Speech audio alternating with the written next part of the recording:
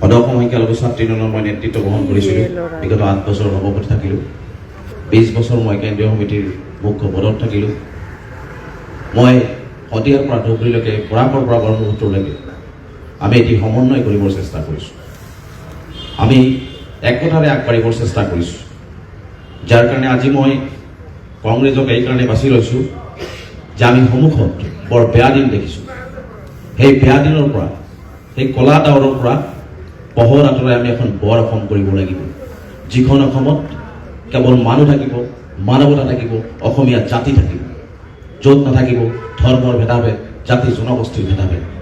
গতিকে তেনেকুৱা এখন অসম বিচাৰিছোঁ, আৰু সেইখন অসম আনিবৰ কাৰণে নেতৃত্ব বহন কৰিছে মাননীয় শ্ৰীযুত গৌৰৱ গগৈ ডাঙৰীয়া। মই সভাপতি ডাঙৰীয়াৰ নেতৃত্ব এজন ক্ষুদ্ৰ সৈনিক হিচাপে কৰিবৰ কাৰণে মই বদ্ধপৰিকৰ, আৰু মই দৃঢ় বিশ্বাসী, মোৰ ওপৰত আস্থাৰ বিশ্বাস, মই অসমৰ সংখ্যালঘু ৰাইজে যিমান দিন এই মই সংগঠন আছিলোঁ আস্থাৰ বিশ্বাস ৰাখিছিল, আৰু মই সেই আস্থাৰ বিশ্বাস আজিৰ এই পাৰ্টিৰ মজিয়াত মই কথা দিছোঁ, আস্থাৰ বিশ্বাস ৰাখি মই সকলো জাতি জনগোষ্ঠীৰ লগত মোৰ এই পিছপৰা জনগোষ্ঠীটোক হাতে হাত ধৰি একেলগে খোজ মিলাই শিৱসাগৰক ধুবুৰী বনাম, ধুবুৰীক শিৱসাগৰ বনাই, বৰাকক শিৱসাগৰ বনাই, তিনিচুকীয়াক ধুবুৰী বনাই একেলগে একত্ৰিত কৰি সমন্বয়ৰ বাৰ্তাৰে, উন্নয়নৰ বাৰ্তাৰে আমি একেলগে অসমখনক আগুৱাই লৈ যাম। গতিকে এইখিনি কথা কৈ মই যিহেতু এই যাত্ৰাত এজন ক্ষুদ্ৰ সৈনিক, মই এই ৰাজনৈতিক প্লেটফৰ্ম এটা বেলেগ প্লেটফৰ্মত আছিলোঁ, ৰাজনৈতিক প্লেটফৰ্মত কিন্তু মই একেবাৰে শিশু, ইয়াত মই আটাইতকৈ অশিক্ষিত ব্যক্তি। গতিকে এই যাত্ৰাটোত মই ভাবোঁ যে পাৰ্টিৰ সভাপতি ডাঙৰীয়া আছে, বিধায়কসকল আছে, পাৰ্টিৰ জ্যেষ্ঠসকল আছে। গতিকে প্ৰত্যেকজনে ব্যক্তিয়ে মোক যদি আপোনালোকে সদায় দিহা পৰামৰ্শ, গঠনমূলক সমালোচনা, গঠনমূলক পৰামৰ্শ দি মোক আগুৱাই দিয়ে, মই নিশ্চিতভাৱে অসম আৰু অসমীয়া জাতিটোৰ কাৰণে বা অসমৰ সংখ্যালঘু জনগোষ্ঠীটোৰ কাৰণে, বিভিন্ন জাতি জনগোষ্ঠীৰ কাৰণে একেলগে মই কাম কৰি মই যিখিনি সহায় কৰিব পাৰোঁ সেইখিনি সহায় কৰিবৰ কাৰণে মই আজি প্ৰতিশ্ৰুতিবদ্ধ। প্ৰত্যেকটো জাতি জনগোষ্ঠী, কেৱল ধৰ্মীয় সংখ্যালঘু বুলি নহয়, ভাষিক সংখ্যালঘু বুলি নহয়, আদিবাসী বুলি নহয়, বড়ো ভাইসকল বুলি নহয়, প্ৰত্যেকটো জাতি জনগোষ্ঠীৰ মূল সমস্যাখিনি, জ্বলন্ত সমস্যাখিনি যেতিয়াই সমাধান কৰিব, যেতিয়াই সমাধান হ'ব, তেতিয়াই আমাৰ এখন সুন্দৰ এখন অসম আমি দেখিবলৈ পাম। আৰু সেইখন অসম আমি আশা কৰিছোঁ গৌৰৱ গগৈ ডাঙৰীয়াৰ নেতৃত্বত। আমি সন্মুখত বৰ বেয়া দিন দেখিছোঁ। সেই বেয়া দিনৰ পৰা, সেই কলা ডাৱৰৰ পৰা পোহৰ আঁতৰাই আমি এখন বৰ অসম কৰিব লাগিব, যিখন অসমত কেৱল মানুহ থাকিব, মানৱতা থাকিব, অসমীয়া জাতি থাকিব, য'ত নাথাকিব ধৰ্মৰ ভেদাভেদ, জাতি জনগোষ্ঠীৰ ভেদাভেদ। গতিকে তেনেকুৱা এখন অসম বিচাৰিছোঁ, আৰু সেইখন অসম আনিবৰ কাৰণে নেতৃত্ব বহন কৰিছে মাননীয় শ্ৰীযুত গৌৰৱ গগৈ ডাঙৰীয়া।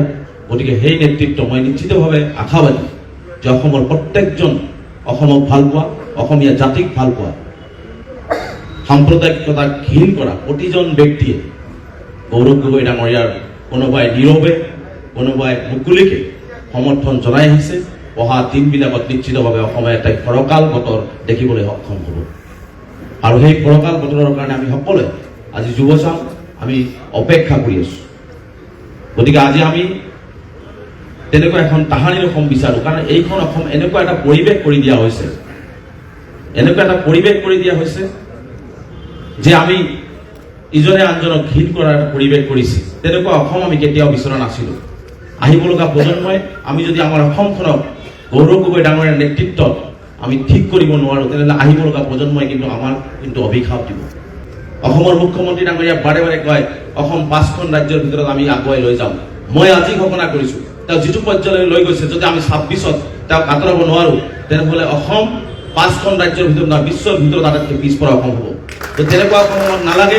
গতিকে আমাক 5খন ৰাজ্যৰ ভিতৰত নালাগে, অন্তত অসমে ভাৰতবৰ্ষৰ বুকুত মূৰ দাঙি থিয় হ'ব পৰাকৈ এখন আমাক অসম লাগে। সেইখন অসমে আমি গৌৰৱ গগৈ ডাঙৰীয়াৰ নেতৃত্বত আমি কৰিব কাৰণে আগবাঢ়ি গৈ আছোঁ। গতিকে মই দৃঢ় বিশ্বাসী যে আমি আমাৰ অসমখনত প্ৰত্যেকটো জাতি আজি আদিবাসী ভাইসকলৰ সমস্যা আছে, সজৰাজপন্থী ভাইসকলৰ সমস্যা আছে, আজি মই যিটো কমিউনিটিৰ পৰা বিলং কৰিছোঁ সেইটো জাতিৰ সমস্যা আছে। গতিকে আজি প্ৰত্যেকটো জাতি জনগোষ্ঠীৰ বিভিন্ন সমস্যা আছে। সেই সমস্যাখিনি মই ভাবোঁ যে প্ৰত্যেকজনে সেই সমস্যাখিনি যদি আমি গৌৰৱ গগৈ ডাঙৰীয়াই যিহেতু শুনিব বিচাৰে, কৰিব বিচাৰে, তেখেতৰ সন্মুখত যদি আমি বলিষ্ঠভাৱে কথাখিনি সৎ আৰু নিষ্ঠা সহকাৰে, শুদ্ধ সততাৰে যদি আমি আগবঢ়াই দিওঁ, নিশ্চিতভাৱে তেখেতে সেই সমস্যাখিনি আমাৰ প্ৰত্যেকটো জাতি জনগোষ্ঠীৰ সমস্যা নিজৰ সমস্যা বুলি লৈ আগবাঢ়ি গৈ সমাধান কৰি দিব। গতিকে আমি নিশ্চিতভাৱে শংকৰদেৱ গুৰুজনা, মাধৱদেৱ গুৰুজনা, আজান পীৰ চাহাব গুৰুজনাই এই তাহানিৰ অসমখন যি গঢ়িছিলে সেইখন অসম আমি পুনৰাই ঘূৰি আনিব লাগিব আৰু সেইখন অসম আমি ঘূৰি আনিব লাগিব গৌৰৱ গগৈ ডাঙৰীয়াৰ নেতৃত্বত সেই সপোন আমি দেখাম গতিকে প্ৰত্যেকটো জাতি জনগোষ্ঠীৰ সমস্যা আছে যাৰ কাৰণে এইটো এটা মঞ্চ য'ত আমি একেলগে প্ৰতিটো জাতি জনগোষ্ঠীৰ ক্ষুদ্ৰ ক্ষুদ্ৰ সমস্যা জ্বলন্ত সমস্যা প্ৰতিটো সমস্যা আমি ইয়াত উপস্থাপন কৰি সমমৰ্যাদা সমবিকাশ আৰু সম উন্নয়নেৰে এজনে আনজনৰ হাতে হাত ধৰি আগুৱাই যাব পৰা এটা ৰাস্তা ইয়াত আছে গতিকে এইখিনি কথা কৈ মই যেহেতু এই যাত্ৰাত এজন ক্ষুদ্ৰ সৈনিক মই এই ৰাজনৈতিক প্লেটফৰ্ম এটা বেলেগ প্লেটফৰ্মত আছিলোঁ ৰাজনৈতিক প্লেটফৰ্মত কিন্তু মই একেবাৰে শিশু ইয়াত মই আটাইতকৈ অশিক্ষিত ব্যক্তি গতিকে এই যাত্ৰাটোত মই ভাবোঁ যে পাৰ্টীৰ সভাপতি ডাঙৰীয়া আছে বিধায়কসকল আছে পাৰ্টীৰ জ্যেষ্ঠসকল আছে গতিকে প্ৰত্যেকজনে ব্যক্তিয়ে মোক যদি আপোনালোকে সদায় দিহা পৰামৰ্শ